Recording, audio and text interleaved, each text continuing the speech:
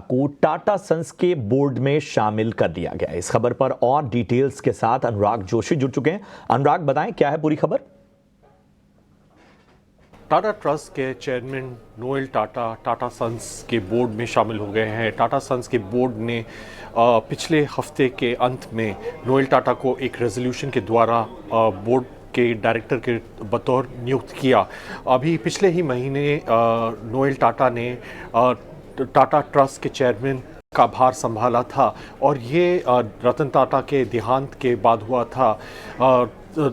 Tata trust का Tata sons में करीब 66% भागीदारी है और ये जो ट्रस्ट हैं जिनमें जो प्रमुख ट्रस्ट हैं सर रतन टाटा ट्रस्ट और जो सर दोराबजी टाटा ट्रस्ट, इनमें ज़्यादातर भागीदारी है और बाकी छोटे छोटे जो टाटा ट्रस्ट हैं वह भी टाटा सन्स में भागीदारी रखते हैं।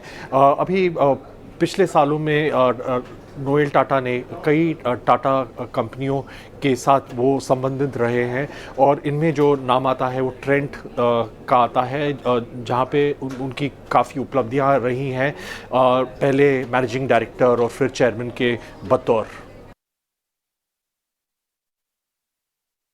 बहुत बहुत शुक्रिया इस खबर को विस्तार से समझाने के लिए। तो चलिए आगे बढ़ते हैं और व्हाट्सएप पर हमें काफ़ी क्वेरीज आ रहे हैं, वहाँ से ले लेते हैं। तो ये क्वेरी है प्रज्ञांश की। अजीत जी, इनकी होल्डिंग है, एक स्टॉक तो है उज्जीवन स्मॉल फाइनेंस का। अगर यहाँ पे देखें तो 40 रुपये से इनकी खरीदारी है, कुछ 300 शेयर होल्ड कर रहे हैं। एट प्रेजेंट देखें तो स्टॉक उसके आसपास ही ट्रेड करता हुआ नज़र आ रहा है, कुछ 5% ही नीचे आया है वहाँ से और काफ़ी कुछ टाइम से हमें दिख रहा है कि ऊपर से नीचे की तरफ ट्रेंड है, लेकिन कुछ समय पहले थोड़ा सा एक पुल बैक आया था। तो ओवरऑल ट्रेंड तो शायद ऊपर की तरफ से नीचे जाता हुआ ही दिख रहा है यहाँ पर। दूसरा स्टॉक जो इनका है वो है अशोक लेलैंड पर 200 शेयर होल्ड कर रहे हैं 140 के भाव से। वहाँ से देखें तो स्टॉक ऑलरेडी कुछ 50% का अपमूव देता हुआ नज़र आ रहा है करंट लेवल से। हालांकि अशोक लेलैंड भी ऊपरी स्तर से काफ़ी नीचे गिर चुका है, लेकिन गिरने के बाद भी ये अच्छे 50% गेन में नज़र आ रहे हैं। तो यहाँ पे क्या थोड़ा सा मुनाफा वसूली कर लेना चाहिए या गिरने के बाद यहाँ से एक रिवर्सल एक्सपेक्ट किया जा सकता है? साथ ही साथ उज्जीवन स्मॉल फाइनेंस पर भी बता दीजिए।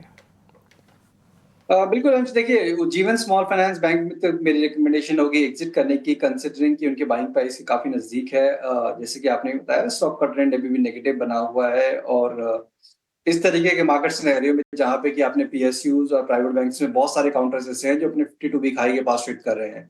तो इस तरीके के काउंटर्स जहाँ पे रिलेटिवली अंडर परफॉर्मेंस चल रही है वहां पर बने रहने का कोई लॉजिक नहीं है। यहाँ से वो फेडरल बैंक या सिटी यूनियन बैंक इसमें शिफ्ट कर सकते हैं।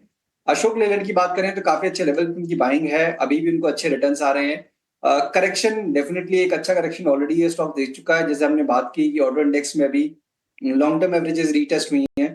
तो यहाँ से पुल बैक की एक रिकवरी की इंडिकेशन अशोक लेलैंड में दिख रहा है, जो कि स्टॉक करीब 220 से 25 तक के लेवल्स तक पुश कर सकता है। तो यहाँ पे भी बने रहने की रिकमेंडेशन होगी 200 के स्टॉप लॉस के साथ करीब 225 तक के टारगेट्स के लिए। तक के टारगेट्स के लिए अशोक लेलैंड में आपको रुके रहने की सलाह जीत की तरफ से आ रही है। और हम